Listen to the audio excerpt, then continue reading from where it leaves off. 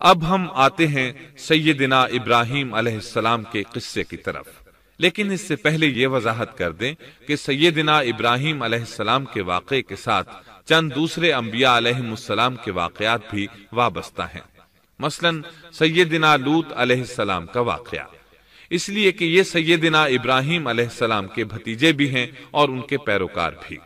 اسی طرح آپ کے صاحبزادوں سیدنا اسماعیل اور سیدنا اسحاق علیہ السلام کے واقعات ساتھ ساتھ چلتے ہیں۔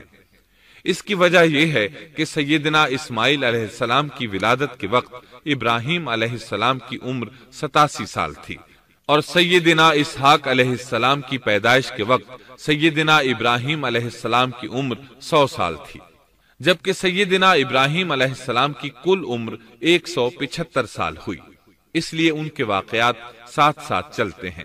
ابراہیم علیہ السلام کا قصہ سناتے ہوئے ان حضرات کا ذکر ساتھ ساتھ ضرور آئے گا، تو آئیے شروع کرتے ہیں قصہ ابراہیم علیہ السلام کا۔ صالح علیہ السلام کے بعد اللہ تعالیٰ نے سیدنا ابراہیم علیہ السلام کو مبعوث فرمایا۔ ابراہیم علیہ السلام جد الانبیاء ہیں، عظیم المرتبت اور اولو العزم پیغمبر ہیں۔ آپ کے والد کا نام طارق تھا، جبکہ اس کا لقب آزر تھا۔ آزر مدد کرنے والے کو کہتے ہیں۔ یہ شخص اپنے قبیلے کے افراد کی مدد کیا کرتا تھا، غمخواری کرتا تھا، اس لیے اس کا لقب آزر مشہور ہو گیا تھا۔ قرآن مجید میں ابراہیم علیہ السلام کا قصہ 73 مقامات پر ذکر ہوا ہے۔ یہ 73 مقامات 25 سورتوں میں ہیں، اور یہ بات ابراہیم علیہ السلام کے بلند مرتبت ہونے پر دلالت کرتی ہے۔ ابراہیم علیہ السلام بھی سام بن نوح علیہ السلام کی نسل سے ہیں۔ آپ کی پیدائش عراق کے مشہور شہر بابل میں ہوئی۔ یہ عراق کے شمال میں واقع تھا اور آج بھی موجود ہے۔ بہت بڑا شہر ہے، اس وقت بھی بڑی آبادی پر مشتمل تھا۔ یہاں بت پرستی عام ہو چکی تھی۔ اللہ تعالی سورۃ العنکبوت آیت 25 میں فرماتے ہیں، ابراہیم نے کہا کہ تم نے جن بتوں کی پرستش اللہ کے سوا کی ہے، انہیں تم نے اپنی آپس کی دنیاوی دوستی کے بنا پر معبود ٹھہرا لیا ہے۔ مطلب یہ کہ وہ لوگ اللہ کی عبادت بتوں کو اللہ کا شریک ٹھہرا کر کرتے تھے۔ ابراہیم علیہ السلام نے اپنے باپ سے اور اپنی قوم سے کہا کہ یہ مورتیاں جن کے تم مجاور بنے بیٹھے ہو کیا ہیں؟ انہوں نے جواب دیا، ہم نے اپنے باپ دادوں کو انہی کی عبادت کرتے پایا ہے۔ اللہ تعالیٰ ان کے بارے میں فرماتے ہیں، اے نبی، انہیں ابراہیم علیہ السلام کا قصہ سنا دو، جبکہ انہوں نے اپنے باپ اور اپنی قوم سے فرمایا، تم کس کی عبادت کرتے ہو؟ کہنے لگے، بتوں کی، ہم تو برابر ان کے مجاور بنے بیٹھے ہیں۔ ابراہیم علیہ السلام نے فرمایا، جب تم انہیں پکارتے ہو تو کیا وہ سنتے بھی ہیں یا تمہیں نفع اور نقصان پہنچا سکتے ہیں؟ انہوں نے کہا، یہ ہم کچھ نہیں جانتے، ہم نے تو اپنے باپ دادوں کو اسی طرح کرتے پایا ہے۔ مطلب یہ کہ یہ بت پرستی انہیں ورثے میں ملی تھی۔ وہ جن معبودوں کی عبادت کرتے تھے، نہ وہ ان کی پکار کو سنتے تھے، نہ ہی ان کے نفع و نقصان پر قادر تھے۔ اسی لیے ابراہیم علیہ السلام انہیں جھنجھوڑ رہے تھے، لیکن اندھی تقلید اور بشری عقل کے بیکار ہو جانے نے انہیں یہ سب سوچنے سے عاری کر دیا تھا۔ اللہ تعالیٰ نے ابراہیم علیہ السلام کی خصوصی رہنمائی فرمائی تھی، جیسا کہ سورۃ الانبیاء آیت 51 میں ہے، اور ہم نے ابراہیم کو پہلے سے ہدایت عطا فرما دی تھی اور ہم اسے جانتے تھے۔ ابراہیم علیہ السلام نے کبھی ایک لمحے کے لیے بھی بتوں کی پوجا نہیں کی تھی۔ آپ نے اپنی قوم کو بتوں کی پوجا کرتے دیکھا تو انہیں ملامت کی، ایک اللہ کی طرف دعوت دی، اور اس دعوت کی ابتدا انہوں نے اپنے باپ سے کی۔ اللہ تعالیٰ سورہ مریم میں فرماتے ہیں، اے نبی، کتاب میں ابراہیم کا ذکر کر، بے شک وہ سچا نبی تھا۔ جب اس نے اپنے باپ سے کہا، اے میرے باپ، بے شک مجھے وہ علم عطا ہوا ہے جو تمہیں حاصل نہیں، اس لیے میری اطاعت کریں، میں آپ کو سیدھا راستہ دکھاؤں گا۔ اے میرے باپ، شیطان کی عبادت نہ کریں، بے شک شیطان اللہ کا نافرمان ہے۔ ان بتوں کی عبادت گویا شیطان کی عبادت ہے، اس لیے آپ نے ان معبودوں کو شیطان سے تعبیر کیا۔ فرمایا، اے میرے باپ، بے شک مجھے خوف ہے کہ تم پر اللہ کا عذاب آئے، پھر تم شیطان کے ساتھی ہو جاؤ۔ باپ نے ان کی بات سن کر کہا، اے ابراہیم، کیا تو میرے معبودوں سے پھرا ہوا ہے؟ البتہ اگر تو باز نہ آیا تو میں تجھے سنسار کر دوں گا، اور تو مجھ سے ایک مدت تک دور ہو جا، یعنی مجھ سے اتنا دور ہو جا کہ کبھی مجھے نظر نہ آئے۔ ابراہیم علیہ السلام نے اپنے باپ پر نرمی اور مہربانی کرتے ہوئے ان سے کہا، آپ پر سلامتی ہو، میں اپنے رب سے آپ کے لیے بخشش طلب کرتا رہوں گا۔ لیکن جب بعد میں ان پر واضح ہو گیا کہ وہ تو اللہ کا دشمن ہے تو ابراہیم علیہ السلام اس سے بے تعلق ہو گئے۔ سورہ توبہ آیت 114 میں اللہ فرماتے ہیں، اور ابراہیم کا اپنے والد کے لیے بخشش طلب کرنا ایک وعدے کی وجہ سے تھا جو وہ اس سے کر چکے تھے، لیکن جب انہیں معلوم ہو گیا کہ وہ اللہ کا دشمن ہے تو اس سے بیزار ہو گئے۔ بے شک ابراہیم بڑے نرم اور تحمل والے تھے۔ کسی ایماندار کے لیے جائز نہیں کہ وہ کسی کافر کے لیے دعائے مغفرت کرے، بلکہ مومن پر حرام ہے کہ وہ کسی کافر یا عیسائی وغیرہ کے لیے مغفرت طلب کرے یا اس سے یہ کہے کہ اللہ تجھ پر رحم کرے۔ ابراہیم علیہ السلام کے والد نے انہیں دھمکی دی تھی کہ اگر تم اس دعوت سے باز نہ آئے تو میں تمہیں سنسار کر دوں گا۔ اس کے جواب میں ابراہیم علیہ السلام اپنے والد کے ساتھ انتہائی شفقت سے پیش آئے اور اس سے کہنے لگے، میں آپ کے لیے اپنے رب سے استغفار کرتا رہوں گا، اس لیے کہ آپ اپنے والد پر بے حد مہربان تھے۔ اسی لیے اللہ تعالیٰ بھی ابراہیم علیہ السلام پر بے حد مہربان تھے اور آپ کا لقب خلیل الرحمن رکھ دیا گیا۔ خلت محبت کا وہ انتہائی درجہ ہے جس کے ساتھ دل محبت سے بھر جاتا ہے، یعنی وہ بہت سے لوگوں سے بڑھ کر اللہ تعالیٰ کو محبوب تھے۔ والد کے سخت جواب کے بعد ابراہیم علیہ السلام نے ان سے علیحدگی اختیار کر لی اور انہیں مخاطب کر کے فرمایا، میں تمہیں چھوڑتا ہوں اور جنہیں تم اللہ کے سوا پکارتے ہو ان کو بھی چھوڑتا ہوں، میں اپنے رب کو پکاروں گا۔ مجھے امید ہے میں اپنے رب کو پکار کر محروم نہیں رہوں گا۔ آپ اللہ کے پیارے اور پسندیدہ نبی تھے۔ جب آپ نے اپنی قوم کو توحید کی دعوت دی اس وقت آپ نوجوان تھے، آپ کی عمر 16 سال تھی۔ ساتھ میں آپ اس بات پر غور و فکر بھی کرتے کہ آخر یہ لوگ بتوں کی پوجا کیوں کرتے ہیں۔ آپ کا دل ان کے شرک پر بہت کوڑتا۔ آخر آپ نے مصمم ارادہ کر لیا کہ اس شر اور فساد کی جڑ کو کاٹ کر رہیں گے، یعنی ان بتوں کو توڑ کر رہیں گے۔ آپ اپنی قوم کو بتوں کو توڑ دینے کی دھمکی دیتے رہے۔ اس دھمکی کا ذکر اللہ تعالیٰ نے سورۃ الانبیاء آیت 57 میں کیا ہے، اور اللہ کی قسم میں تمہارے بتوں کا علاج کروں گا جب تم پیٹھ پھیر کر جا چکے ہوگے۔ یہ بات ابراہیم علیہ السلام نے پوشیدہ نہیں اعلانیہ کہی تھی۔ آخر انتظار کا وقت ختم ہوا، عید کا دن آ پہنچا۔ عید کے دن وہ لوگ صبح سویرے گھر سے نکلنے سے پہلے کھانا پکا کر اپنے معبودوں کے سامنے رکھتے تھے، پھر شہر سے باہر ایک میدان میں جمع ہوتے، وہاں کھیلتے کودتے خوشیاں مناتے، ناز سے چلتے پھرتے اور کھانا کھاتے۔ شام کو گھروں کی طرف آتے، صبح بتوں کے پاس جو کھانا رکھ گئے تھے اس کو اٹھاتے اور تبرک سمجھ کر کھا جاتے۔ اپنے معمول کے مطابق انہوں نے عید کی تیاری کر لی، لیکن ابراہیم علیہ السلام تیار نہ ہوئے، اس لیے کہ وہ تو ان کے ساتھ جانے کا ارادہ ہی نہیں رکھتے تھے۔ وہ لوگ جانے سے پہلے ابراہیم علیہ السلام کے پاس آئے اور کہنے لگے، کیا آپ ہمارے ساتھ نہیں جائیں گے؟ سیدنا ابراہیم علیہ السلام نے آسمان کی طرف نگاہ کی اور فرمایا، میں بیمار ہوں۔ یہ تمام واقعہ سورۃ الانبیاء آیات 51 تا 58 میں بیان ہوا ہے۔ یقیناً ہم نے ابراہیم کو پہلے سے ہدایت فرما دی تھی اور ہم اسے جانتے تھے، جبکہ اس نے اپنے باپ سے اور اپنی قوم سے کہا کہ یہ مورتیاں جن کے تم مجاور بنے بیٹھے ہو کیا ہیں؟ سب نے کہا، ہم نے اپنے باپ دادوں کو انہی کی عبادت کرتے پایا ہے۔ آپ نے فرمایا، پھر تو تم اور تمہارے باپ دادا سبھی یقیناً کھلی گمراہی میں مبتلا رہے۔ کہنے لگے، کیا آپ سچ مچ ہمارے پاس حق لائے ہیں یا یوں ہی مذاق کر رہے ہیں؟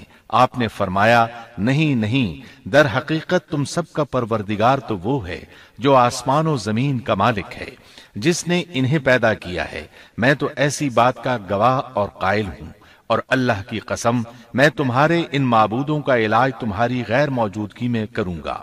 پس اس نے ان سب کے ٹکڑے کر دیے، البتہ صرف بڑے بت کو چھوڑ دیا، یہ اس لیے کیا کہ وہ سب اس کی طرف لوٹے۔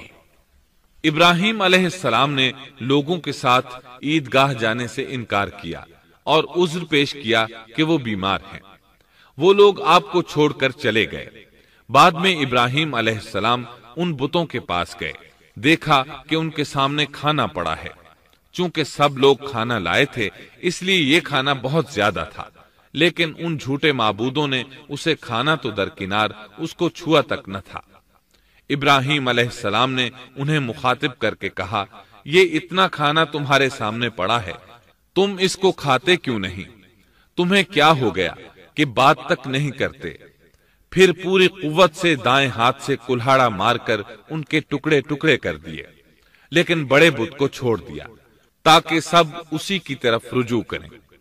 تمام چھوٹے بتوں کو توڑ کر کلہاڑا اس بڑے بت کے کندھے پر رکھ دیا۔ مشرکین میلے سے لوٹے تو دیکھا ان کے سارے معبود اوندھے منہ ٹوٹے پھوٹے پڑے ہیں، ان کے تمام معبودوں کو توڑ دیا گیا تھا۔ وہ حیران رہ گئے کہ یہ کیسے ہو گیا، کس نے کیا؟ کہنے لگے یہ کام کس ظالم کا ہے، اس نے ہمارے معبودوں کی توہین کی ہے۔ اس وقت جن لوگوں نے ابراہیم علیہ السلام کا وہ کلام سنا تھا انہیں ان کا خیال آ گیا، کہنے لگے وہ نوجوان جس کا نام ابراہیم ہے اسے ہم نے اپنے بتوں کی مذمت کرتے سنا ہے۔ اللہ کی قدرت کہ ابراہیم علیہ السلام کا جو مقصد تھا وہ خود بخود پورا ہو رہا تھا۔ قوم کے لوگ مشورہ کر رہے تھے کہ سب کو جمع کرو اور اسے بلاؤ، پھر اسے سزا دو۔ چنانچہ تمام اہل باطل چھوٹے بڑے جمع ہو گئے، کارروائی شروع ہو گئی۔ کہنے لگے اے ابراہیم، ہمارے معبودوں کے ساتھ یہ لغو حرکت تو نے کی ہے۔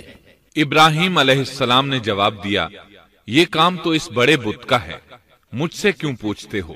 تم اپنے معبودوں سے کیوں نہیں پوچھ لیتے کہ ان کے ٹکڑے کس نے اڑائے ہیں؟ ابراہیم علیہ السلام کا جواب سن کر وہ سب سوچ میں پڑ گئے، پھر کہنے لگے ہم نے بڑی غلطی کی، اپنے معبودوں کے پاس کسی کو حفاظت کے لیے نہیں چھوڑا۔ اس قدر واضح بات محسوس کر کے بھی وہ ظالم ایمان نہ لائے، بلکہ شیطان نے ان کے دلوں میں وسوسہ ڈالا اور انہوں نے غور و فکر کر کے کہا، اے ابراہیم، کیا تمہیں علم نہیں، یہ تو بے زبان ہیں، یہ بول نہیں سکتے۔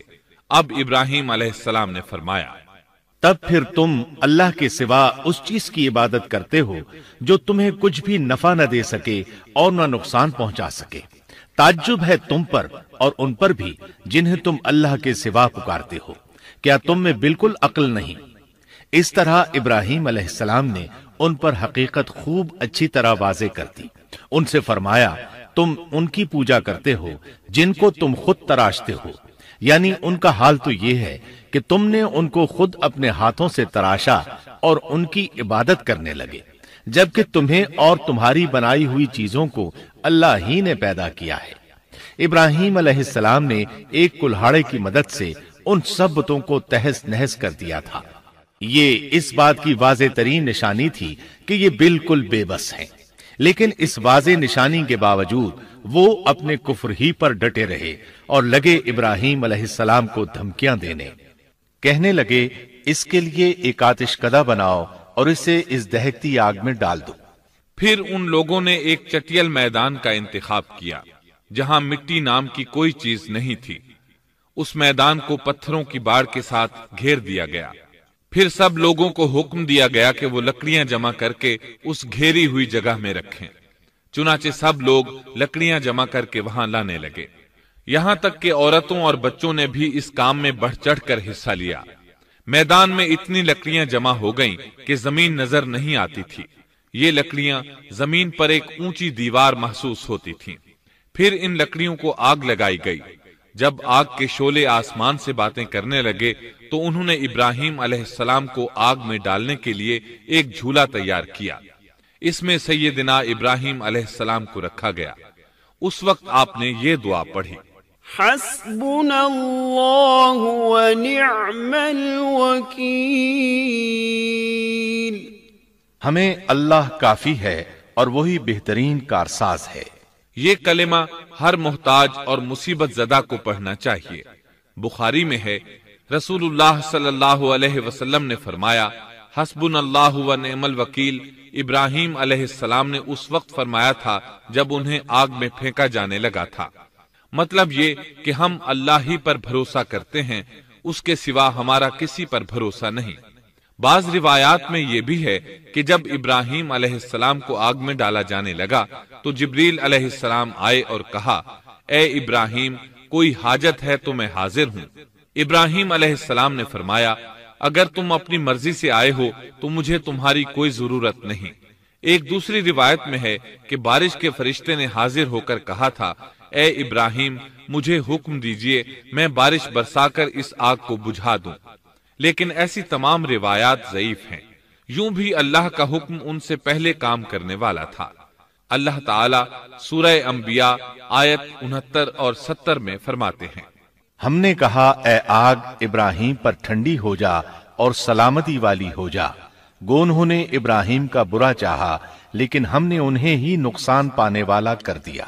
چنانچہ جب ابراہیم علیہ السلام کو آگ میں ڈالا گیا تو وہ ٹھنڈی ہو گئی۔ ابن عباس رضی اللہ عنہما فرماتے ہیں، اگر اللہ تعالیٰ آگ سے یہ نہ فرماتے کہ سلامتی والی ٹھنڈی ہو جا تو وہ اس قدر سرد ہو جاتی کہ اس کی ٹھنڈک سے تکلیف محسوس ہوتی۔ گویا آگ بھی اللہ کے حکم کے بغیر نہیں جلا سکتی، چھری اللہ کے حکم کے بغیر نہیں کاٹ سکتی، اس لیے کہ یہ بھی اللہ کی مخلوق ہیں اور ان کی قدرت بھی اللہ کے پاس ہے۔ وہ چاہے تو ان کو قدرت عطا کر دے، چاہے تو قدرت واپس لے لے۔ آگ کو ٹھنڈا ہونے کا حکم ہوا، وہ ٹھنڈی ہو گئی۔ اس نے نہ ابراہیم علیہ السلام کے کپڑے جلائے، نہ جسم کے کسی حصے کو کوئی نقصان پہنچایا، صرف وہ رسیاں جلائیں جن سے آپ کو باندھا گیا تھا۔ سبحان اللہ۔ لوگ آگ کے گرد اس انتظار میں کھڑے تھے کہ جو ہی انہیں آگ میں پھینکا جائے گا وہ جل کر راکھ ہو جائیں گے، لیکن وہ یہ دیکھ کر حیران رہ گئے کہ ابراہیم علیہ السلام بڑے ناز سے آگ کے درمیان بیٹھے ہیں۔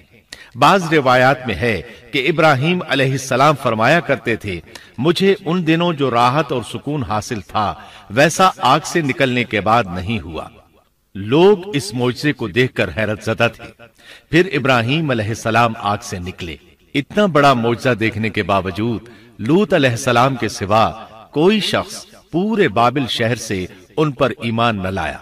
اللہ تعالیٰ فرماتے ہیں، پس ابراہیم پر لوط ایمان لائے۔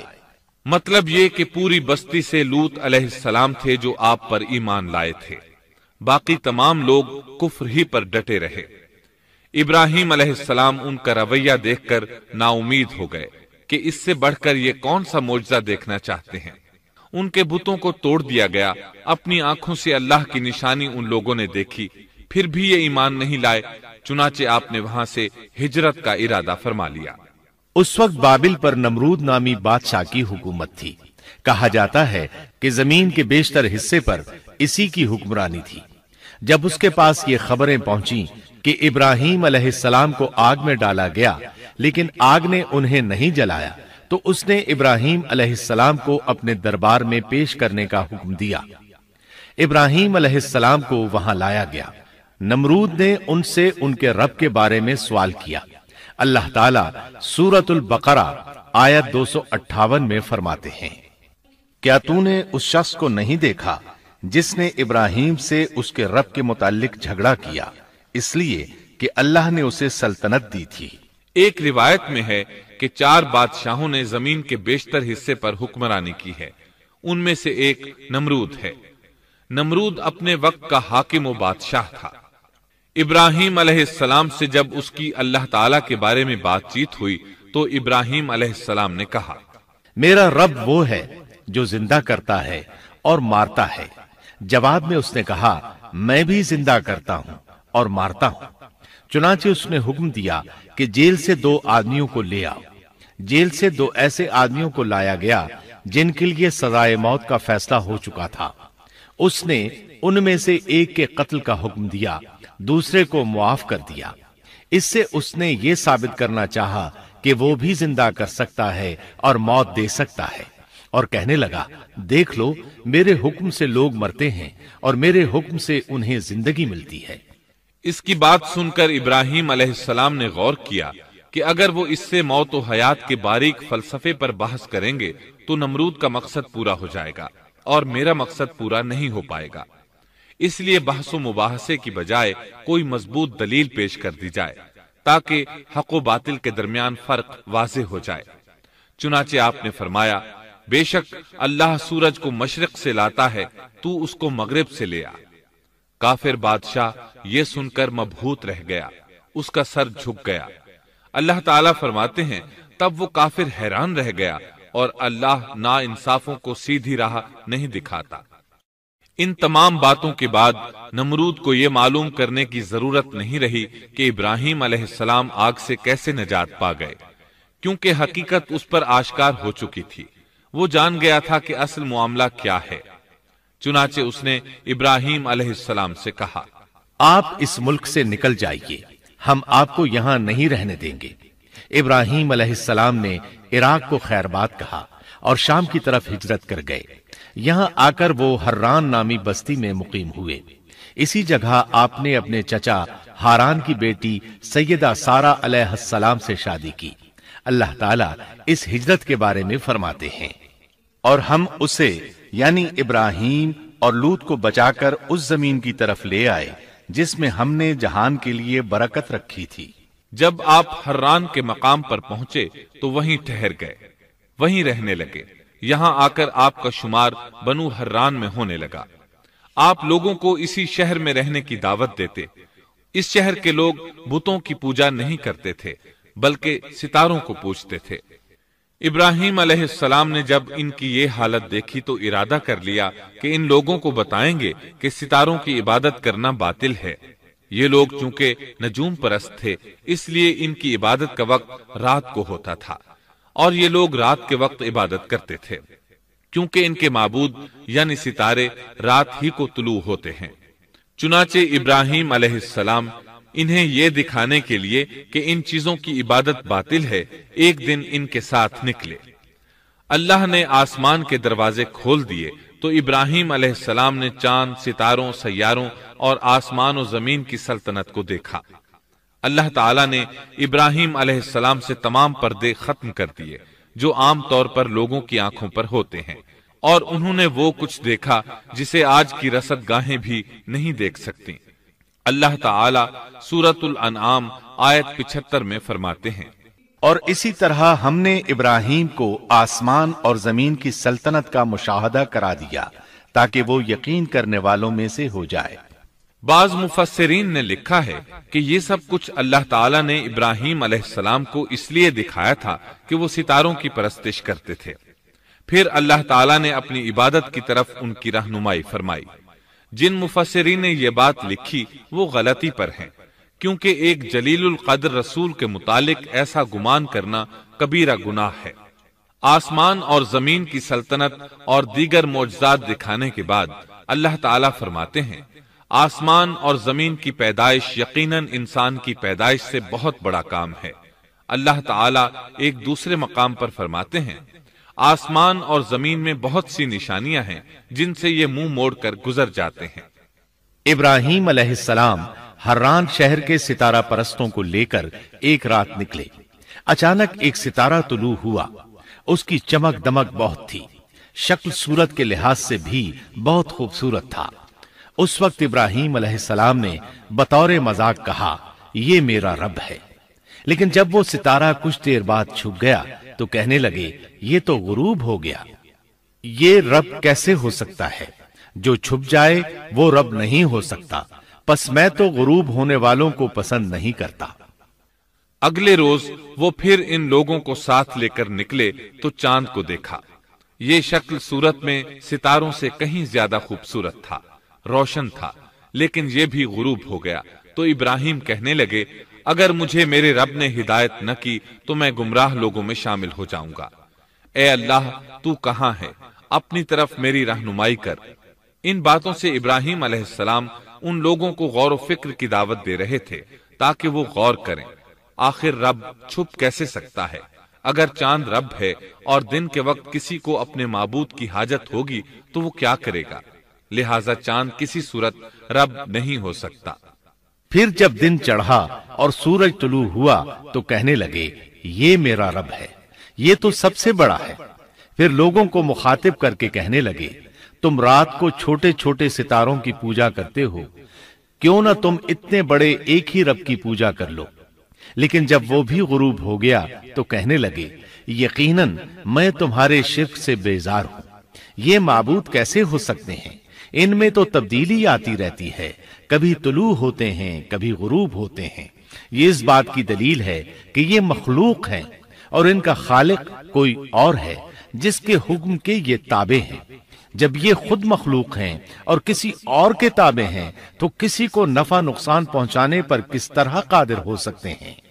پھر اپنی قوم کو مخاطب کر کے کہنے لگے میں اپنا رخ اس کی طرف کرتا ہوں جس نے آسمانوں کو یکسو ہو کر پیدا کیا، اور میں شرک کرنے والوں میں سے نہیں ہوں۔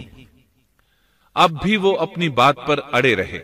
تب آپ نے فرمایا تم مجھ سے اللہ کے بارے میں جھگڑ رہے ہو، مجھے تو اللہ راہ دکھا چکا ہے اور اس نے مجھے دلیل عطا فرمائی ہے۔ میں یقیناً جانتا ہوں کہ تمہارے تمام معبود بے بس اور بے طاقت ہیں۔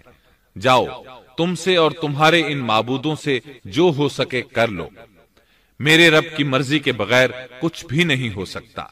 میرے رب نے ہر چیز کے علم کو اپنے گھیرے میں لے رکھا ہے، کیا پھر بھی تم نصیحت حاصل نہیں کرو گے؟ اور میں تمہارے معبودوں سے خوف کیوں کھاؤں؟ تم اللہ سے نہیں ڈرتے؟ ان کو اللہ کا شریک ٹھہرا رہے ہو، اللہ نے اس کی کوئی دلیل نازل نہیں کی۔ اگر تم میں صحیح علم ہے تو تم ہی بتلا دو کہ ہم دونوں جماعتوں میں سے امن کا زیادہ حقدار کون ہے؟ امن انہی کے لیے ہے جو ایمان لانے کے بعد دین کو شرک سے خلط ملط نہیں کرتے۔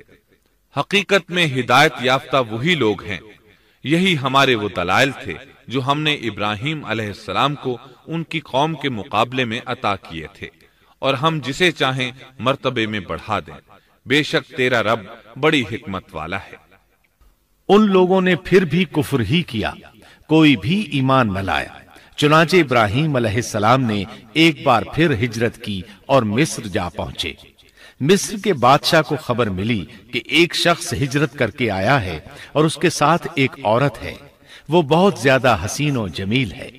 چنانچہ اس ظالم نے اپنے کارندوں کو بھیجا کہ اس عورت کو میرے پاس لے آؤ، ساتھ ہی اس سے پوچھنا کہ تمہارے ساتھ جو آدمی ہے وہ کون ہے، اگر وہ اس کا خاوند ہو تو اسے قتل کر دینا۔ ادھر بادشاہ نے اپنے کارندوں کو حکم دیا، ادھر اللہ نے ابراہیم علیہ السلام کی طرف وحی بھیج دی۔ انہوں نے سارا علیہ السلام سے کہا اگر وہ تجھ سے میرے بارے میں پوچھیں تو بتا دینا تم میری بہن ہو۔ پھر سارا سے بولے اے سارا، روئے زمین پر میرے اور تیرے سوا کوئی مومن نہیں، یعنی یہ کافروں کی سرزمین ہے، یہاں کوئی مومن نہیں، اس لحاظ سے تم میری دینی بہن ہو۔ پھر بادشاہ نے ابراہیم علیہ السلام کو پیش کرنے کا حکم دیا۔ اس نے آپ سے پوچھا یہ عورت کون ہے؟ آپ نے فرمایا یہ میری بہن ہے۔ اس طرح ابراہیم علیہ السلام کی زندگی میں 3 موقع ایسے آئے کہ انہوں نے اللہ کے دین کی حمایت اور مدافعت کے لیے توریہ کیا۔ توریہ کا مطلب یہ ہے کہ واقعہ کچھ اور ہو لیکن کوئی شخص کسی خاص مصلحت کی وجہ سے اسے 2 معانی والے الفاظ کے ساتھ اس انداز میں بیان کرے کہ سننے والا اس واقعہ کو نہ سمجھ سکے بلکہ اس کا ذہن خلاف واقعہ چیز کی طرف منتقل ہو جائے۔ شریعت نے بعض مخصوص حالات میں اس کی اجازت دی ہے۔ وہ 3 مواقع جہاں ابراہیم علیہ السلام نے توریہ فرمایا ان کی وضاحت کچھ اس طرح ہے۔ ایک یہ کہ آپ نے میلے پر نہ جانے کی غرض سے ان لوگوں سے کہا تھا کہ میں بیمار ہوں۔ دوسرے موقع پر یہ فرمایا تھا یہ کام اس بڑے سردار بت کا ہے۔ تیسرے سارا علیہ السلام کو دینی بہن قرار دیا۔ اس ظالم بادشاہ نے سارا علیہ السلام کو اپنی تحویل میں لے لیا۔ جب سارا علیہ السلام کو معلوم ہوا کہ وہ ایک بدکار شخص ہے تو انہوں نے اللہ تعالیٰ سے دعا کی، اے اللہ تجھے معلوم ہے میں تجھ پر اور تیرے نبی پر ایمان لائی ہوں اور اپنے جسم کو اپنے خاوند کے سوا ہر ایک سے محفوظ رکھا ہے، لہذا آپ اس کافر کو مجھ پر مسلط نہ کیجیے گا۔ چنانچہ اس کافر بادشاہ نے جب سیدہ سارہ کو پکڑنے کے لیے اپنا ہاتھ بڑھایا تو اس کا ہاتھ شل ہو گیا اور اپنی جگہ پر جم گیا۔ وہ لگا چیخ پکار کرنے، اس میں اتنی طاقت نہ رہی کہ اپنے ہاتھ کو حرکت دے سکے۔ اس کی آواز سن کر اس کے محافظ بھاگے ہوئے آئے، انہوں نے اس کے ہاتھ کو چھڑانا چاہا لیکن چھڑا نہ سکے۔ اس کی یہ حالت دیکھ کر سیدہ سارہ خوف زدہ ہو گئیں۔ انہوں نے سوچا اگر یہ مر گیا تو لوگ کہیں گے اسے میں نے قتل کیا ہے، چنانچہ انہوں نے اللہ سے دعا کی کہ اسے چھوڑ دیا جائے۔ اللہ تعالیٰ نے آپ کی دعا قبول کر لی، اس کا ہاتھ ٹھیک ہو گیا، لیکن وہ ظالم پھر بھی نہ ڈرا۔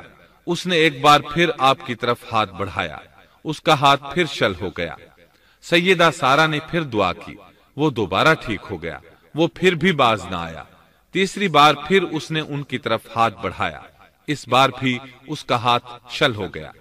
اب وہ سیدہ سارہ علیہ السلام سے کہنے لگا، اب کی بار اگر تو مجھے اس مصیبت سے نجات دلائے گی تو میں تجھے چھوڑ دوں گا اور کبھی تیرے آڑے نہیں آؤں گا۔ چنانچہ سیدہ سارہ علیہ السلام نے اللہ تعالی سے دعا کی، وہ ٹھیک ہو گیا۔ تب اس نے اپنے کارندوں کو آواز دی اور ان سے بولا، تم میرے پاس کسی انسان کو نہیں بلکہ سرکش جن کو لائے ہو۔ پھر اس نے انہیں رہا کر دیا، عزت و اکرام سے رخصت کیا اور ان کی خدمت کے لیے اپنی بیٹی ہاجرہ کو ساتھ کر دیا۔ سارہ علیہ السلام واپس لوٹیں تو دیکھا کہ ابراہیم علیہ السلام نماز پڑھ رہے ہیں۔ نماز کے بعد انہوں نے پوچھا، سارہ اس نے تمہارے ساتھ کیا سلوک کیا؟ سیدہ سارہ علیہ السلام نے سارا واقعہ سنا دیا۔ سن کر آپ نے فرمایا، الحمدللہ۔ پھر بولے، اب ہم یہاں نہیں رہیں گے بلکہ واپس جائیں گے۔ چنانچہ آپ ایک بار پھر فلسطین میں آ گئے، وہیں اپنی زندگی بسر کرنے لگے۔ جب آپ فلسطین میں مستقل طور پر رہائش پذیر ہوئے تو لوط علیہ السلام بھی آپ کے ساتھ تھے۔ لوط علیہ السلام آپ کے بھتیجے تھے، ان کے والد کا نام ہاران تھا۔ یہ بچپن ہی سے سیدنا ابراہیم علیہ السلام کے زیر سایہ رہے، انہی کے ہاں پرورش پائی، اس لیے دین حق فوراً قبول کر لیا۔ جب سیدنا ابراہیم علیہ السلام نے عراق سے شام کی طرف ہجرت کی تو یہ آپ کے ساتھ تھے، وہاں سے حران گئے، تب بھی ساتھ تھے۔ پھر مصر کی طرف ہجرت کی تو بھی لوط علیہ السلام ان کے ساتھ تھے۔ آخرکار جب آپ نے مصر کو بھی خیر بات کہا اور فلسطین آ گئے تب بھی یہ ساتھ تھے۔ اب ابراہیم علیہ السلام نے لوط علیہ السلام کو حکم دیا کہ وہ بستی سدوم کی طرف چلے جائیں، اس لیے کہ اس بستی کے لوگ کفر کی انتہائی گہرائی میں جا چکے ہیں، انہیں کفر و شرک سے نکالنے کے لیے وہاں جائیں، انہیں اللہ کے احکام سنائیں، اللہ کی طرف دعوت دیں۔ چنانچہ لوط علیہ السلام تو اس طرف روانہ ہو گئے اور ادھر فلسطین میں صرف 3 مسلمان رہ گئے، ابراہیم علیہ السلام، ان کی زوجہ محترمہ سیدہ سارہ اور سیدہ ہاجرہ علیہ السلام وہیں رہائش پذیر رہے اور لوگوں کو مسلسل اللہ کی طرف دعوت دیتے رہے۔ یہاں یہ بے شمار مال و دولت کے بھی مالک بن گئے۔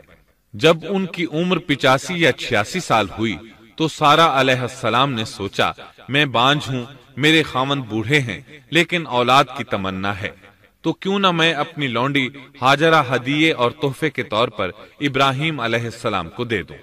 چنانچہ ہاجرہ ابراہیم علیہ السلام کو مل گئیں، انہوں نے ان سے شادی کر لی۔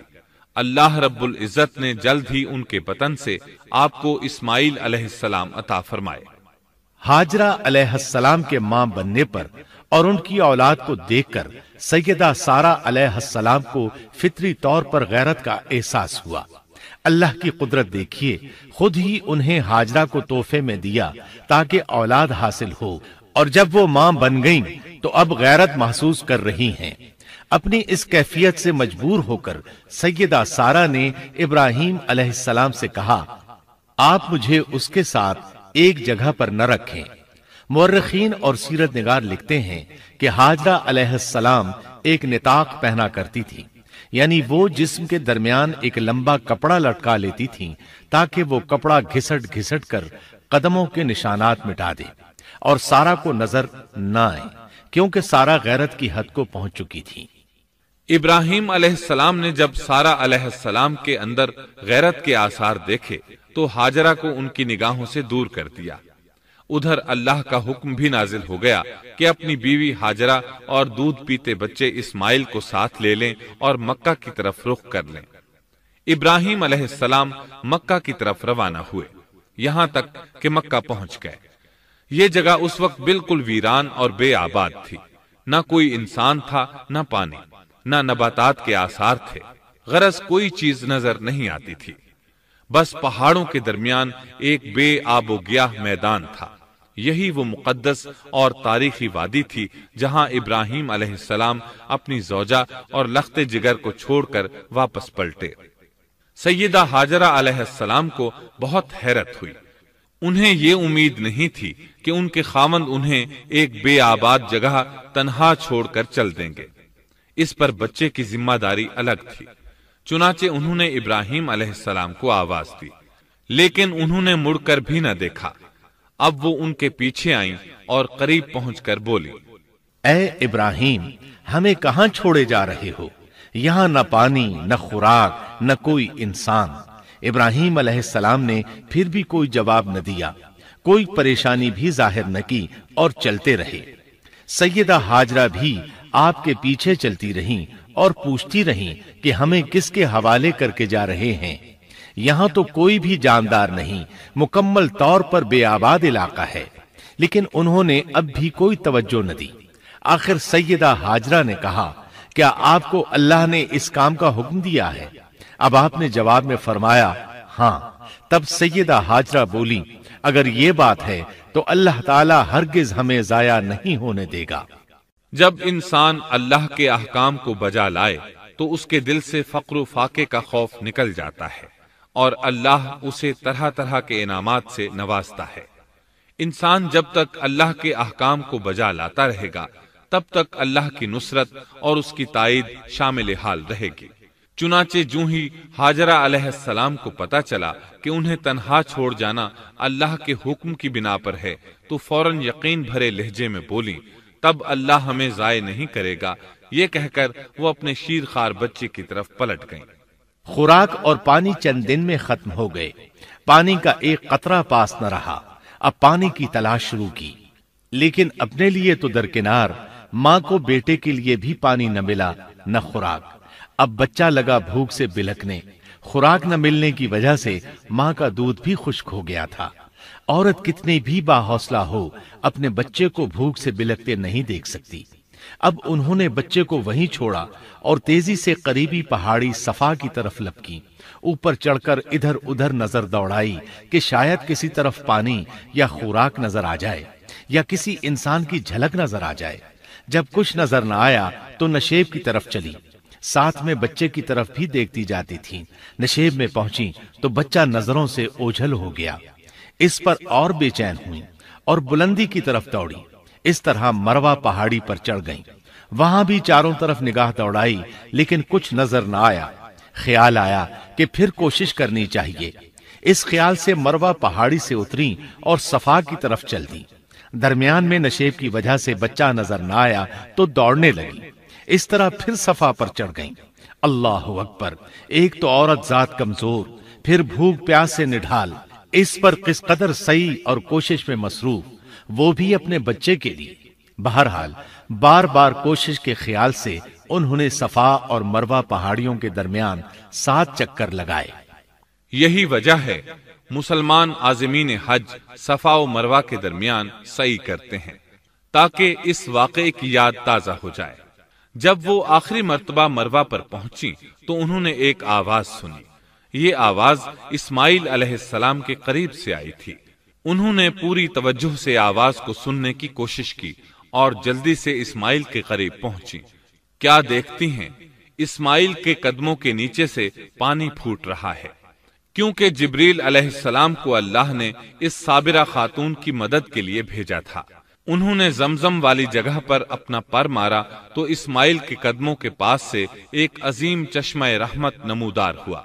مستقبل کے پیغمبر کے قدموں کے نیچے سے اللہ نے جبریل فرشتے کے ذریعے زمین پھاڑ کر پانی نکال دیا۔ یہی آب زمزم کا آغاز تھا۔ ہاجرہ علیہ السلام پانی کو آنکھیں پھاڑ پھاڑ کر حیرت سے دیکھ رہی تھی۔ ان کی خوشی کی انتہا نہ رہی جب انہوں نے دیکھا پانی پھوٹ پھوٹ کر چاروں طرف بہ رہا ہے۔ زمین ہموار تھی، اس لیے انہوں نے زمین کو کھودنا شروع کر دیا تاکہ پانی ادھر ادھر نہ بہ جائے۔ پھر انہوں نے اس گڑھے کے چاروں طرف پتھر رکھ دیے اور زبان سے بولی، زم زم، اس کا مطلب ہے رک جا۔ نبی اکرم صلی اللہ علیہ وسلم کا فرمان ہے، اللہ اسماعیل کی والدہ پر رحم فرمائے، اگر وہ جلد بازی سے کام نہ لیتی تو زمزم ایک بہنے والا چشمہ ہوتا۔ لیکن انہوں نے اس کے گرد بند باندھ دیا۔ انہیں دراصل اس وقت پانی کی شدید ضرورت تھی، اس لیے انہوں نے پانی کو اپنے پاس جمع کر لیا تاکہ بہہ کر ضائع نہ ہو جائے۔ انہوں نے اسماعیل کو پانی پلایا، خود بھی خوب پیا، اور یہ اللہ تعالی کی طرف سے ان کی مہمان نوازی تھی۔ وہاں کوئی اور انسان نہیں تھا، نہ کھانے کی کوئی چیز تھی، بس یہی آب زمزم ان کے لیے کھانے اور پینے کا کام دے رہا تھا۔ اب چونکہ زمزم ایک چشمہ بن گیا تھا، اس لیے پرندے بھی آنے لگے۔ انہی دنوں عرب کے قبیلوں میں سے ایک قبیلہ بنو جرہم یمن کو خیر باد کہہ کر اس طرف آ رہا تھا۔ یمن میں ایک بہت بڑا ڈیم تھا۔ پہاڑوں کے درمیان انہوں نے پانی کو روک کر ایک بہت بڑا بند قائم کر رکھا تھا۔ اس سے پورا سال آسانی سے کھیتی باڑی کرتے تھے۔ اس ڈیم کی بدولت ان کا آب پاشی کا نظام بہت اچھا تھا۔ جب اس ڈیم کو اللہ تعالیٰ نے توڑا تو تمام لوگ وہاں سے منتشر ہو گئے اور جزیرہ عرب کے اطراف میں منتقل ہونے لگے۔ وہیں سے ہجرت کرنے والا ایک قبیلہ بنو جرہم تھا۔ یہ لوگ بنیادی طور پر عرب تھے۔ یہ قبیلہ سفر میں رہتا، جہاں کہیں پانی اور چراگاہ نظر آتے وہیں پڑاؤ ڈال دیتے۔ جب وہاں خوراک ختم ہو جاتی تو آگے سفر شروع کر دیتے۔ چونکہ وہ بہت بڑے تاجر تھے، اس بنا پر ان راستوں سے خوب واقف تھے۔ انہیں چشموں کا خوب علم تھا۔ ملک شام کی طرف بھی ان کی آمد و رفت تھی۔ یہ قبیلہ بنو جرہم مکہ کے قریب پہنچا تو فضا میں پرندوں کو منڈلاتے پایا۔ کہنے لگے، ان پرندوں کی موجودگی میں ضرور کوئی راز ہے۔ اب انہوں نے اپنے کچھ آدمی اس طرف بھیجے۔ یہ لوگ جلد ہی چشمے تک پہنچ گئے۔ انہوں نے وہاں ایک عورت اور اس کے بچے کو پایا۔ پھر وہ لوگ ان کے پاس آئے، وہاں پڑاؤ ڈالنے کی اجازت مانگی۔ سیدہ ہاجرہ نے فرمایا، ٹھیک ہے، لیکن شرط یہ ہے کہ تمہیں اجرت ادا کرنا ہوگی۔ ان کے لیے یہ سستا سودا تھا۔ ان کے پورے قبیلے کو سامان زندگی مل رہا تھا، جبکہ صرف ایک عورت اور اس کے بیٹے کی ذمہ داری ان پر عائد ہو رہی تھی۔ انہوں نے فوراً حامی بھر لی اور وہاں رہائش اختیار کر لی۔ اس طرح یہ لوگ سیدہ ہاجرہ علیہ السلام کی معیشت کا ذریعہ بن گئے، اور اس طرح سیدنا اسماعیل علیہ السلام بنو جرہم میں پرورش پاتے رہے۔ انہوں نے ان لوگوں سے عربی سیکھ لی اور ان سے بھی زیادہ عربی دان بن گئے۔ فصاحت اور بلاغت سے عربی میں بات چیت کرنے لگے۔ پھر ان کی اس قبیلے میں شادی ہو گئی۔ ان کی اولاد سے عرب قوم کا آغاز ہوا۔ انہی میں سے سرور کائنات محمد صلی اللہ علیہ وسلم کی ولادت باسعادت ہوئی۔ بنو جرہم کی آمد اور آبادی ابراہیم علیہ السلام کی دعا کا نتیجہ تھی۔ جب انہوں نے اپنی بیوی اور بچے یعنی دو کمزور انسانوں کو اس ویران جگہ چھوڑا تھا تو یہ دعا مانگی تھی، اے ہمارے پروردگار، میں نے اپنی کچھ اولاد اس بے آباد جنگل میں تیرے حرمت والے گھر کے پاس بسائی ہے۔ یہاں یہ سوال پیدا ہوتا ہے کہ کیا اس وقت بیت اللہ کی تعمیر ہو چکی تھی؟ درست بات یہ ہے کہ اس وقت خانہ کعبہ کی تعمیر نہیں ہوئی تھی۔ پھر سوال پیدا ہوتا ہے کہ کیا ابراہیم علیہ السلام کے زمانے سے پہلے اس کی تعمیر ہو چکی تھی یا صرف جگہ ہی معروف تھی؟ اس بارے میں دو طرح کی روایات ہیں۔ بعض میں آتا ہے کہ صرف اس کی جگہ معروف تھی، اور بعض میں ہے کہ ابراہیم علیہ السلام سے پہلے شیس علیہ السلام نے اس کو تعمیر کیا تھا، اور وہ گردش ایام کے ساتھ ساتھ منہدم ہو کر ختم ہو گیا۔ لیکن بہرحال اس کی جگہ معلوم تھی اور وہی پہلا گھر تھا، جیسا کہ اللہ نے خبر دی ہے۔ اللہ تعالیٰ نے پہلا گھر جو لوگوں کے لیے مقرر کیا تھا وہی ہے جو مکہ میں ہے، اور وہ پوری دنیا کے لیے برکت اور ہدایت والا ہے۔ ابراہیم علیہ السلام نے اللہ تعالیٰ سے یہ دعا مانگی تھی، اے ہمارے پروردگار، میں نے اپنی کچھ اولاد اس بے کھیتی کے جنگل میں تیرے حرمت والے گھر کے پاس بسائی ہے۔ اے ہمارے پروردگار، یہ اس لیے کہ وہ نماز قائم کریں، پس تو کچھ لوگوں کے دلوں کو ان کی طرف مائل کر دے اور انہیں پھلوں کی روزیاں عطا فرما تاکہ یہ شکر گزاری کریں۔ دن گزرتے رہے اور اسماعیل علیہ السلام بنو جرہم کے ماحول میں عمر کی منزلیں طے کرتے رہے اور وہ ہوش سنبھالنے کے قریب ہو گئے۔ ابراہیم علیہ السلام ہر سال 1-2 بار اپنے گھرانے کی دیکھ بھال کے لیے چکر لگاتے تھے۔ جب اسماعیل علیہ السلام نے ہوش سنبھالا تو ایک بار پھر ایک عظیم آزمائش کا وقت آ گیا۔ ہوا یوں کہ ایک مرتبہ ابراہیم علیہ السلام مکہ تشریف لائے، ایک جگہ آرام کے لیے بیٹھے کہ نیند کی وادی میں پہنچ گئے۔ نیند میں انہوں نے خواب دیکھا کہ اپنے لخت جگر کو اپنے ہاتھ سے ذبح کر رہے ہیں، ساتھ ہی آنکھ کھل گئی۔ ابراہیم علیہ السلام جانتے تھے کہ انبیاء کرام کے خواب حقیقت ہوتے ہیں، اللہ کی طرف سے وحی ہوتے ہیں، اور شیطان کسی صورت ان کے خواب میں نہیں آ سکتا، لہذا انہوں نے اس خواب کے مطابق عمل کرنے کا پختہ ارادہ کر لیا، کسی قسم کی پریشانی کا شکار نہ ہوئے۔ اللہ رب العزت نے اس عظیم اور تعجب خیز واقعے کا قرآن مجید میں ذکر کرتے ہوئے فرمایا، اور ابراہیم نے کہا، میں تو ہجرت کر کے اپنے پروردگار کی طرف جانے والا ہوں، وہ ضرور میری رہنمائی کرے گا۔ اے میرے رب، مجھے نیک بخت اولاد عطا فرما۔ تو ہم نے ایک بردبار بچے کی بشارت دی۔ پھر جب بچہ اتنی عمر کو پہنچا کہ اس کے ساتھ چلنے پھرنے لگا تو ابراہیم نے کہا، میرے پیارے بیٹے، میں نے خواب دیکھا ہے کہ میں تجھے ذبح کر رہا ہوں، اب تو بتا تیری کیا رائے ہے؟ یہاں سوال پیدا ہوتا ہے کہ ابراہیم علیہ السلام نے اسماعیل علیہ السلام سے مشورہ کیوں لیا؟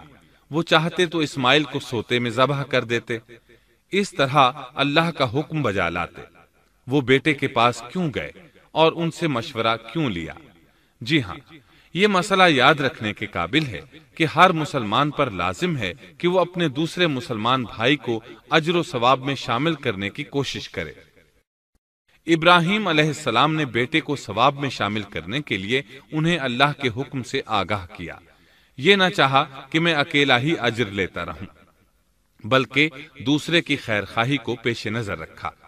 والدین کے لیے آپ کے اس انداز میں نصیحت موجود ہے، یہ کہ اولاد کو ثواب کے مواقع فراہم کریں، ان کی صحیح تربیت کریں۔ اگر صدقہ کرنے کا موقع ملے تو بچوں کے ذریعے صدقہ کرائیں، تاکہ انہیں بھی اللہ کے راستے میں خرچ کرنے کی عادت پڑے۔ جب کسی دینی مجلس میں بیٹھنے کا موقع ملے تو اپنی اولاد کو بھی ساتھ لے کر جائیں۔ بے شمار لوگ خود تو جاتے ہیں، اولاد کو جانے کے لیے کہتے بھی نہیں، خود دین سیکھتے ہیں، اولاد کو دین نہیں سکھاتے۔ ابراہیم علیہ السلام نے اسماعیل علیہ السلام سے رائے لی۔ سبحان اللہ، انہوں نے جواب میں فرمایا، اے ابا جان، آپ کو جو حکم ملا ہے کر گزریے۔ یہ نہیں کہا کہ مجھے تو حکم نہیں ہوا، بلکہ فوراً سر تسلیم خم کر دیا، اس لیے کہ وہ جانتے تھے انبیاء کا خواب حقیقت پر مبنی ہوتا ہے، اللہ کی وحی ہوتا ہے، اس لیے بالکل پریشانی ظاہر نہ کی، یہ تک نہ پوچھا مجھے کیوں ذبح کر رہے ہیں، یا میرا کیا جرم ہے، یا آپ کے پاس کون سا صریح حکم آیا ہے۔ انہوں نے ایسی کوئی بات نہ کہی۔ اللہ کی فرما برداری اسی کو کہتے ہیں۔ چنانچہ اپنے باپ سے کہا، اے ابا جان، آپ کو جو حکم ہوا ہے اس کو کر گزریے، انشاءاللہ آپ مجھے صبر کرنے والوں میں پائیں گے۔ علماء کرام فرماتے ہیں اس جملے سے ان کا انتہائی ادب اور احترام شامل ہے، اور اس میں زبردست توکل موجود ہے۔ یہ نہیں کہا کہ آپ مجھے صبر کرنے والوں میں سے پائیں گے، بلکہ آپ نے اللہ کی مشیت کو جملے میں شامل کیا اور فرمایا، انشاءاللہ آپ مجھے صبر کرنے والوں میں سے پائیں گے۔ لہٰذا مسلمانوں کو دھوکے میں نہیں پڑنا چاہیے۔ یہ نہ کہے میں سفر کروں گا، میں فلاں کام کروں گا، میں فلاں کام کے کرنے کی طاقت رکھتا ہوں، بلکہ یوں کہے اللہ نے چاہا تو میں سفر کروں گا، اللہ نے چاہا تو فلاں کام کروں گا۔ اپنے علم اور طاقت کے دھوکے میں پڑنا سراسر نادانی ہے۔ ہر چیز کا تعلق اللہ سے قائم کرے، جیسا کہ اللہ تعالیٰ فرماتے ہیں، اور ہرگز ہرگز کسی کام پر یوں نہ کہنا کہ میں اسے کل کروں گا، مگر ساتھ ہی انشاءاللہ کہہ لینا۔ اپنی زبان کو اللہ کے ذکر سے سجا کر رکھو اور ہمیشہ اپنے معاملات کو اللہ کی طرف لوٹاؤ۔ بہرحال باپ بیٹا دونوں ہی مصمم ارادے کے ساتھ اللہ کا حکم پورا کرنے کے لیے پیش ہو گئے۔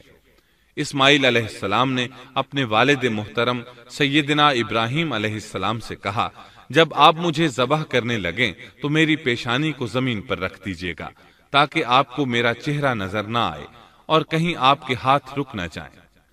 اب ابراہیم علیہ السلام نے بیٹے کی پیشانی پکڑ کر زمین پر لٹا دیا، جیسا کہ اللہ تعالیٰ نے فرمایا۔ جب دونوں مطیع ہو گئے اور ابراہیم نے اسے پیشانی کے بل لٹا دیا، اب انہوں نے چھری پکڑی اور گردن پر چلا دی، لیکن چھری نے گردن نہ کاٹی، بالکل اسی طرح جیسے آگ نے ابراہیم کو نہیں جلایا تھا، اس لیے کہ چھری میں کاٹنے کی طاقت اور آگ میں جلانے کی صلاحیت اللہ کے حکم کے بغیر نہیں آ سکتی۔ اللہ نے دونوں سے یہ طاقتیں سلب کر لی۔ اب ابراہیم زور لگا رہے ہیں، ادھر اسماعیل علیہ السلام کہہ رہے ہیں، ابا جان جلدی کیجئے، چھری چلائیے۔ اللہ تعالیٰ نے اس واقعے کا ذکر یوں فرمایا ہے، جب وہ دونوں مطیع ہو گئے اور ابراہیم نے اسے پیشانی کے بل لٹا دیا۔ اس مطیع ہونے سے مراد اللہ کے حکم کو نافذ کرنا ہے۔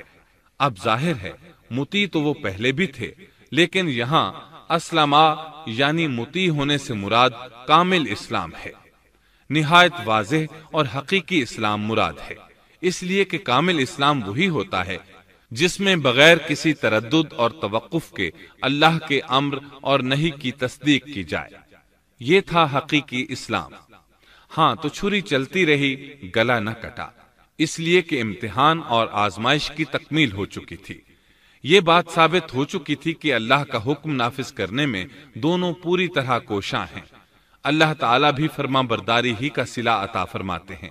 چنانچہ آواز آئی، ہم نے اسے پکارا، اے ابراہیم تو نے خواب کو سچ کر دکھایا، یقیناً ہم اسی طرح نیکوکاروں کو جزا دیا کرتے ہیں۔ یقیناً یہ ایک کھلی آزمائش تھی۔ تاریخ کا ایک عظیم ترین امتحان اور کڑی آزمائش دنیا کو آج بھی حیرت میں ڈال دیتی ہے۔ کون ہے جو بیٹے کو ذبح کرنے پر تیار ہو جائے، خاص طور پر اس صورت میں جب اولاد بھی اکلوتی ہو، جس کی وجہ سے 86 سال کے بعد آنگن میں بہار آئی ہو۔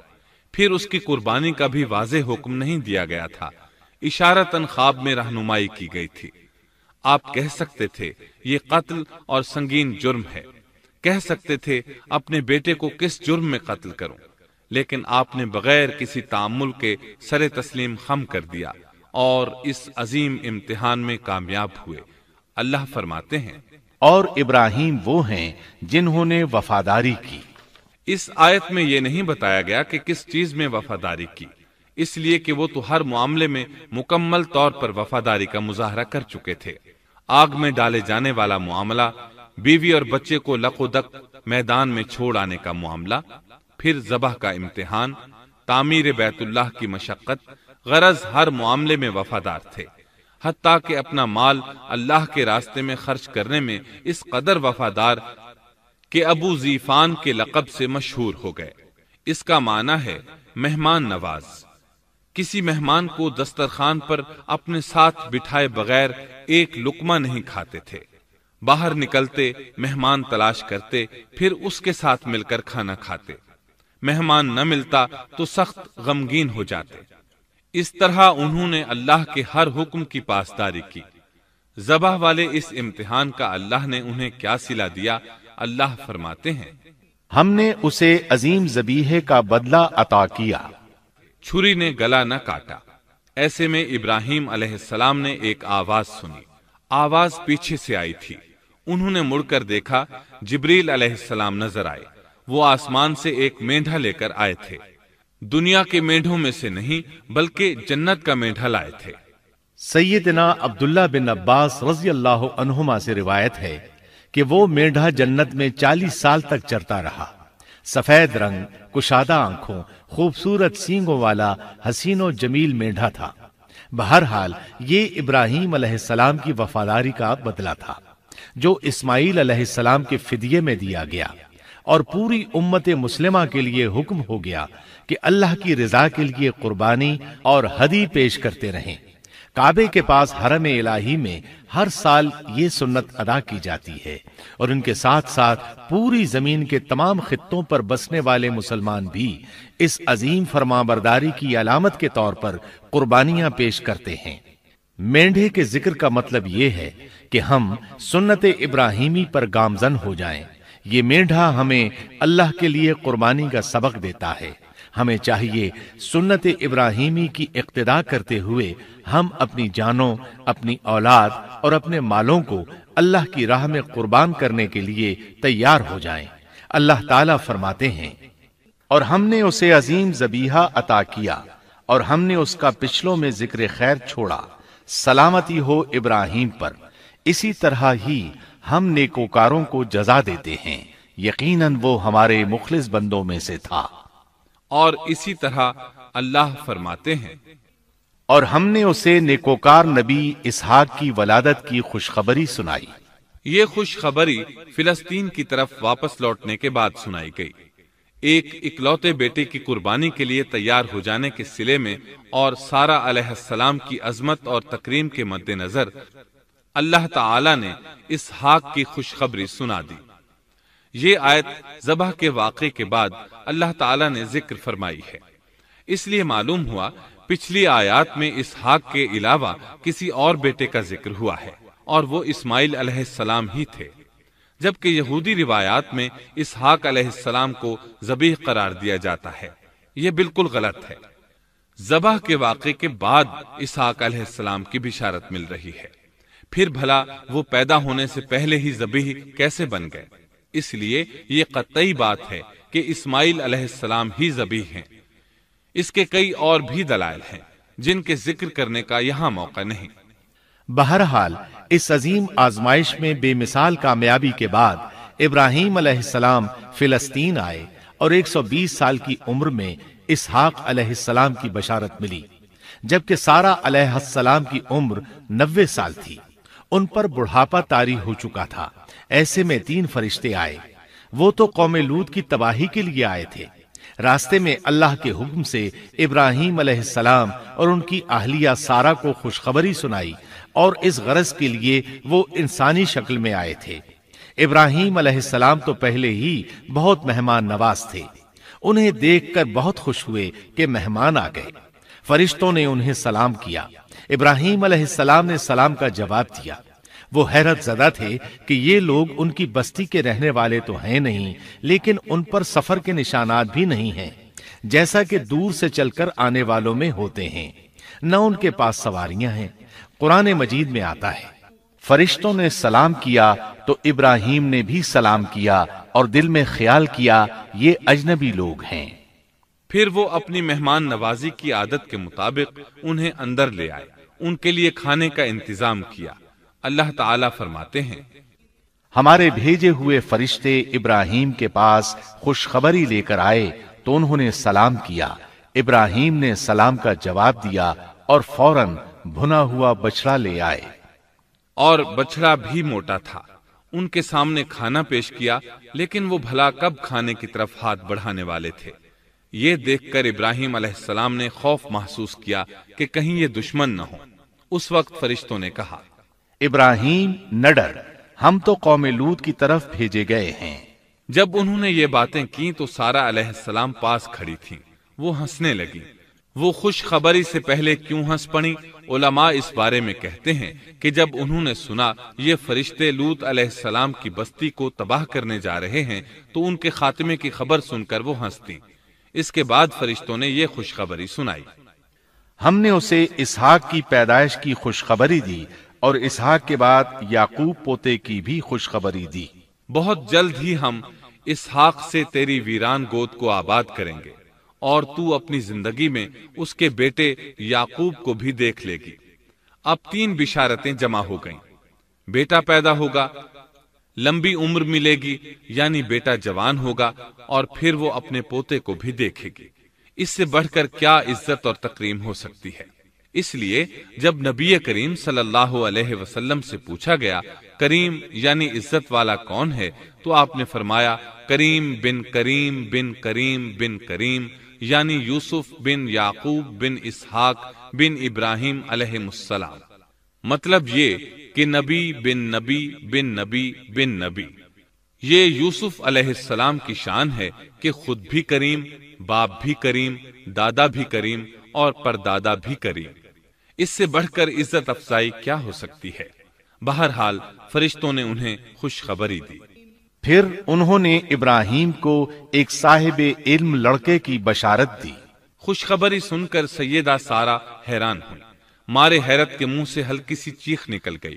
انہوں نے اپنے رخسار پر ہاتھ مارا جیسا کہ عورتوں کی عادت ہوتی ہے، کہنے لگی ہائے افسوس، کیا میں بچہ جنوں گی حالانکہ میں بانجھ ہوں اور میرے خاوند بوڑھے ہیں؟ یہ تو حیرت کی بات ہے۔ ایک دوسری جگہ اللہ تعالیٰ نے یہ الفاظ فرمائے، کہنے لگی میں بوڑھی اور بانجھ ہوں، بھلا میں بچے کو کیسے جنم دوں گی؟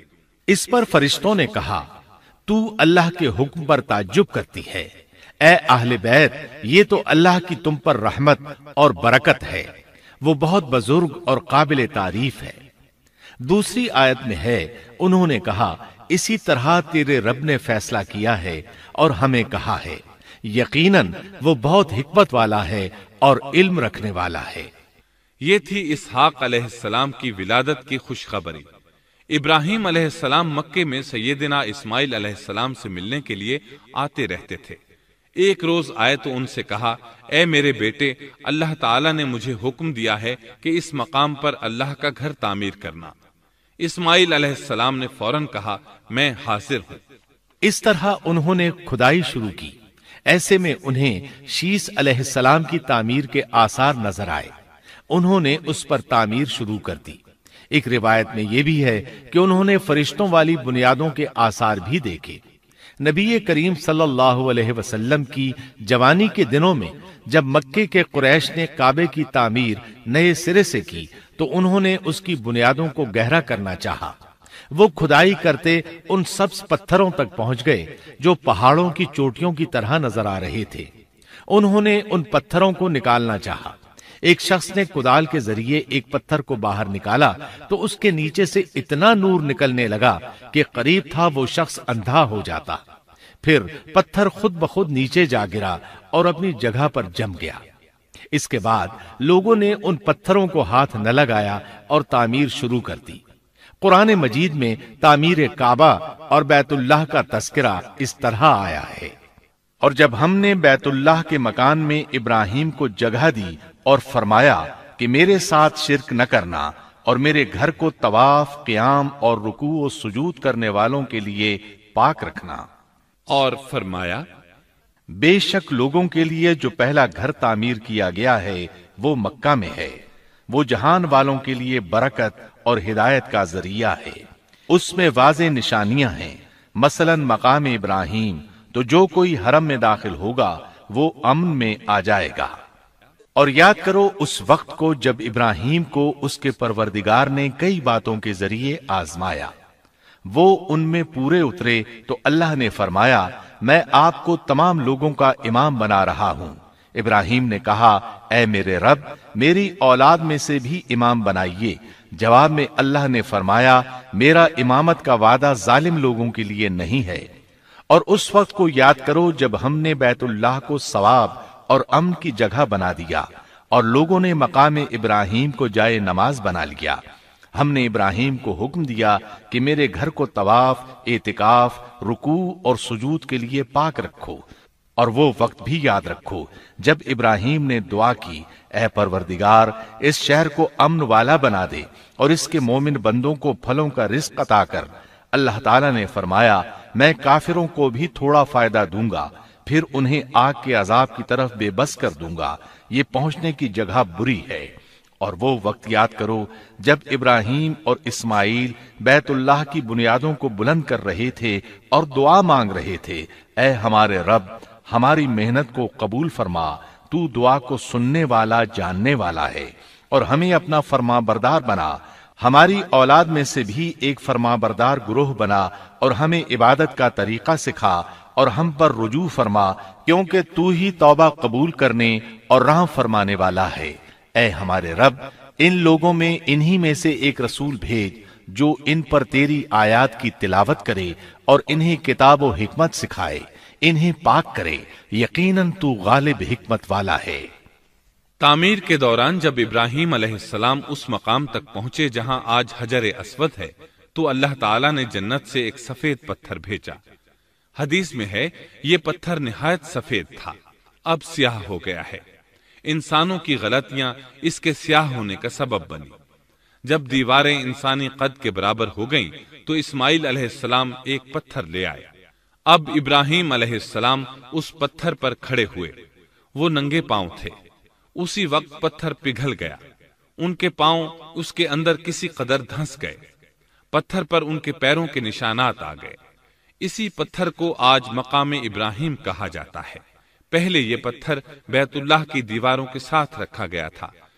جب لوگ طواف کے لیے آتے تو سیدنا ابراہیم کے پیروں کے نشانات دیکھنے کے لیے یہاں ہجوم ہو جاتا۔ اس طرح طواف کرنے والوں کو دقت کا سامنا ہوتا۔ سیدنا عمر رضی اللہ عنہ نے صحابہ کرام کے مشورے سے اس پتھر کو اس جگہ سے قدرے ہٹا کر نماز کی صفوں کے قریب کر دیا تاکہ طواف کرنے والوں کو دقت نہ ہو۔ یہ مقام بہت مقدس ہے۔ اللہ نے فرمایا ہے، تم مقام ابراہیم کو جائے نماز مقرر کر لو۔ مقام ابراہیم کے قریب اس کے پیچھے ہو کر نماز پڑھنے کا موقع مل جائے تو لازماً وہاں 2 رکعت ادا کیا کرو۔ موقع نہ ملے تو پھر پوری مسجد حرام میں طواف سے فراغت والی 2 رکعت پڑھ لیا کرو۔ اس طرح کعبہ تعمیر ہوا۔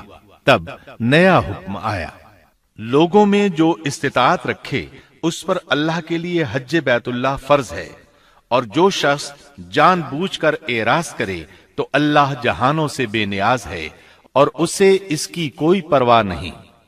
ادھر ابراہیم علیہ السلام کو اللہ تعالی کی طرف سے اشارہ ہوا، لوگوں میں حج کا اعلان کر دیں۔ ابراہیم علیہ السلام کہنے لگے، اللہ، میری آواز بھلا کس کس تک پہنچے گی؟ جواب آیا، آپ کے ذمے آواز لگانا ہے، پہنچانا ہمارا کام ہے۔ چنانچہ آپ عرفات کے ایک پہاڑ پر چڑھے اور آواز لگائی، لوگو، بیت الحرام کا حج کرو۔ اللہ تعالیٰ نے معجزانہ طور پر یہ آواز تمام انسانوں تک پہنچا دی، خواہ وہ پیدا ہوئے تھے یا نہیں۔ دوسرا معجزہ یہ ہوا کہ اللہ نے بیت اللہ اور اس کے حج کی محبت لوگوں کے دلوں میں ڈال دی۔ اللہ نے فرمایا، وَأَذِّن فِي النَّاسِ بِالْحَجِّ يَأْتُوكَ رِجَالًا وَعَلَى كُلِّ ضَامِرٍ يَأْتِينَ مِن كُلِّ فَجٍّ عَمِيقٍ۔ اور آپ لوگوں میں حج کا اعلان کر دیں، وہ آپ کی طرف پیدل بھی آئیں گے اور دبلے پتلے اونٹوں پر بھی دور دور سے آئیں گے۔ اس طرح لوگ پیدل اور سوار ہو کر کثرت سے حج کے لیے آنے لگے اور یہ ویران علاقہ آباد ہونے لگا۔ یہ تھے حالات اور واقعات ابراہیم علیہ السلام کے۔ آپ نے 175 سال کی عمر میں وفات پائی۔ آپ سے پہلے سیدہ ہاجرہ علیہ السلام نے وفات پائی اور ان کی وفات سے کچھ ہی عرصہ بعد سیدہ سارہ علیہ السلام 127 سال کی عمر میں فوت ہو گئیں۔ ان دونوں کی وفات کے بعد آپ غمگین رہنے لگے۔ آخر اتنی مدت تک ساتھ رہا تھا۔ آپ خلیل الرحمن تھے، آپ پر صحیفے بھی نازل ہوئے، آپ اللہ